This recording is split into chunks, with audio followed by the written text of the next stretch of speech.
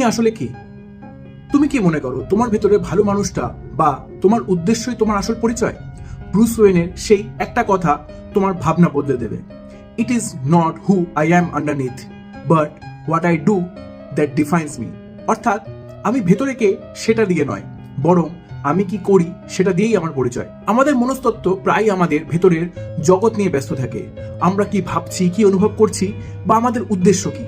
কিন্তু ব্যাটস্যুট পরার পর ব্রুস ওয়েন এই দর্শনের জন্ম দেয় যে বাইরের জগৎ তোমাকে শুধু তোমার কর্মফল দিয়ে বিচার করে।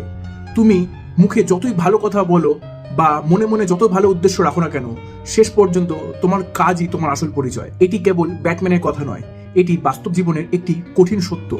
একজন ডাক্তার যদি কেবল ভালো উদ্দেশ্য নিয়ে রোগীকে ভুল ওষুধ দেন, তাতে রোগ মুক্তি হয় না। দর্শনগতভাবে একে বলা হয় আচরণবাদ। তোমার আচরণ তোমার অস্তিত্বের প্রমাণ। কিন্তু আসল প্রশ্ন হলো, তোমার কি মনে হয় শুধু ভালো উদ্দেশ্য রাখাই যথেষ্ট, নাকি কর্মফলই সব? তোমার জীবনে এমন কোনো অভিজ্ঞতা আছে কি যেখানে তোমার ভালো উদ্দেশ্য থাকা সত্ত্বেও শুধু কাজের জন্য তোমাকে ভুল বোঝা হয়েছে? কমেন্টে জানাও তোমাদের গল্প। আর ভিডিওটা ভালো লাগলে ভিডিওকে লাইক করে দাও, চ্যানেলটা সাবস্ক্রাইব করে নাও। Thanks for watching.